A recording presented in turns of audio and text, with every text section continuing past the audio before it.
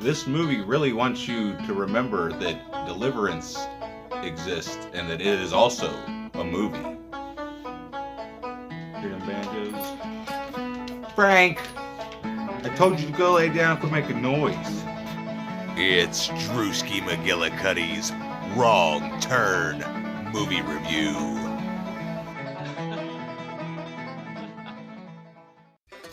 Hey everybody, it's Drewski McGillicuddy, and over in Killer Flicks, I'm not sure if like this past week or next week, I'm not sure when the week starts, but something about In the Woods horror. So I figured it's been a long time since I saw Wrong Turn, directed by Rob Schmidt from 2003, starring Eliza Dushku, and then it's co-starring Jeremy Sisto, who was in a lot of stuff back in the early 2000s, late 90s. You might remember him from such classics as Suicide Kings and May, which I need to get a hold of so I can review that, because that's a fucked up movie. But we're not here to talk about that. We're talking about Wrong Turn, goddammit. Now, I forgot how much I enjoy this movie. This was, let's try that one more time. This was the Hills Have Eyes remake before the Hills Have Eyes remake was the Hills Have Eyes remake, okay? It's sort of the same premise. It's not in the desert. It's in the backwoods of Appalachia. Appalachia, that's right? Mm-hmm. And it's about some inbreds. And I love the opening scene to this movie. You got some rock climbers. They're climbing rocks. And then, you know, stuff happens. But I like how the girl's hanging there and they start pulling her up as she's trying to release herself. It's a hell of a way to start a movie and let you know exactly what you're getting yourself in for. And then I like the opening credits, how it shows like the newspaper clippings and all that stuff. That's real fun. So then we meet Chris, and he's on his way to, what, Berkeley? Not Berkeley. Raleigh. He's going to Raleigh, North Carolina, I guess. Raleigh, something like that. He's gonna be a doctor, and he's got an appointment. And he's gonna be late. He's gonna be like a couple days late. There's a traffic jam, a bunch of shit spilled all over the road. And I love... This director's got a nice little eye. I like how he shows the low car angle so you can see the fancy steering wheel and the shifter. I just like that angle. So I thought I'd bring that up. So he goes and he tries to get directions around the mess on the highway. And the guy says, oh yeah, there's a dirt road on the map, or what it is. There's a dirt road on the map, Bear Mountain Road. So he's going down Bear Mountain Road. He ain't paying attention. He rear ends our other... what are they? Protagonists? Other protagonists, played by a bunch of good-looking people. You got Eliza Dushku, you got what's-her-name that was the dumb girl in the remake of Dawn of the Dead. And I don't know who the girl is that plays Jeremy Sisto's girlfriend, but I really like her. I used to claim that the acting in this movie wasn't all that great, but it's pretty good. For instance, they go off... Now, I don't like the one guy with the sunglasses. He's a jackass. But like they go off to try to find help, and the two are sitting there smoking a doobie, and she said they've been there for a while, and she's like, "Take your pants off, I'm gonna blow you," because people show up when we're doing this sort of thing, which is true, because anytime when I was an underage kid and I would go to smoke a cigarette, my parents would show up. My parents would come home. So whenever I was locked out of the house, I would always light up a cigarette, and then, you know, they'd show up, and I wouldn't be locked out anymore. But anyway, that's not where we're at.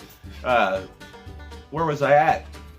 They're in the woods. So they're walking along, and I like just the shit that comes out of Jeremy Sisto's character's mouth. Can't remember what his character's name is. It's not important. It's not important. But the shit that he's talking about. And then there's one scene where he's talking to himself, and all of a sudden he realizes he's all alone, and then that's when the other girl realizes she's all alone. And then they actually show the girl, they come back with the razor wire and grab her up like this, and it's a great scene. I love it. I love it.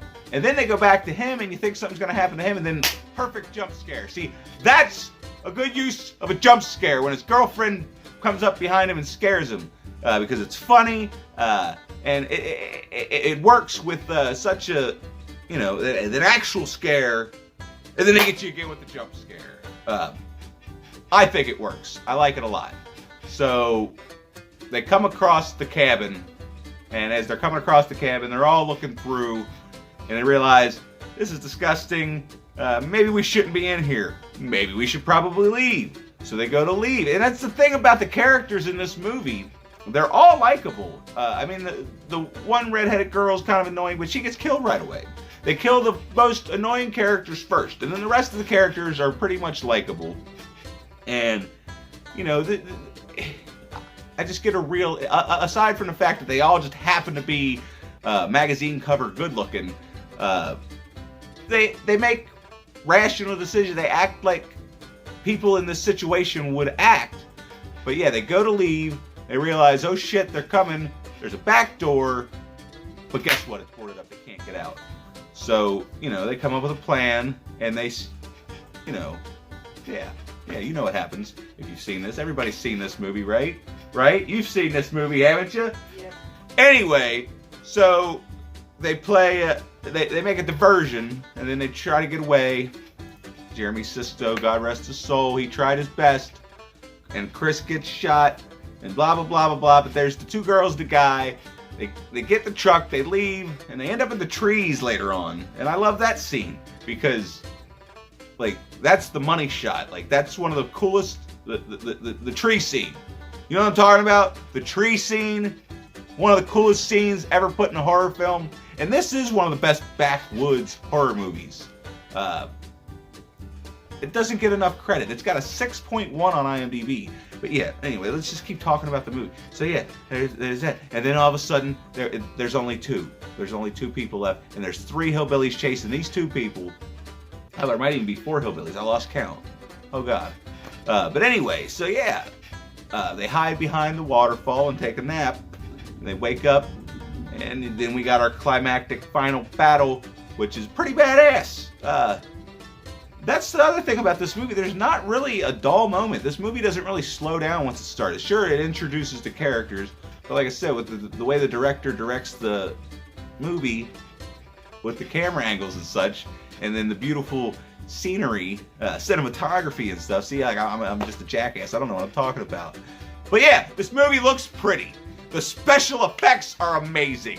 The gore effects. I mean, there might be slight CGI here and there, especially when her decapitated bottom half of her body is falling down the tree. That's probably CGI, or did they drop a dummy and it happened to fall where they wanted it to? I don't know. But this movie is fucking awesome. So and I like that they both escape, and then he goes back to the gas station, and he gets that map. I forgot to mention that bumfuck hillbilly earlier. But yeah, there was a bumfuck hillbilly down in Pepto-Bismol, only had with 3 teeth. And then when he comes back to get the map, he sees that truck coming, and he's like, oh shit, I done fucked up, and he goes and he hides. But yeah, he gets the map, and we go on down the road. And then let me go back. See, I'm jumping all over the place. I'm sorry, I'm terrible. But all these beautiful main characters, and then you got the bumfuck hillbilly, and then you got the fat, dopey park ranger, and then there's a middle credit scene to let you know that there's gonna be a sequel.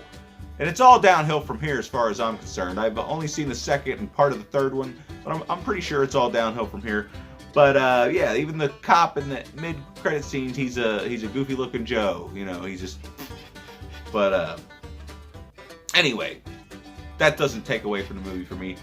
I'm still kind of come up with a grading system. Otherwise, I'm just gonna steal a number out of the sky.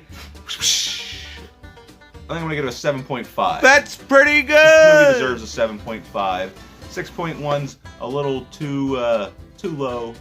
I was thinking about giving it an 8 because after watching it, but there's just small things that, you know, detect from that, or detract.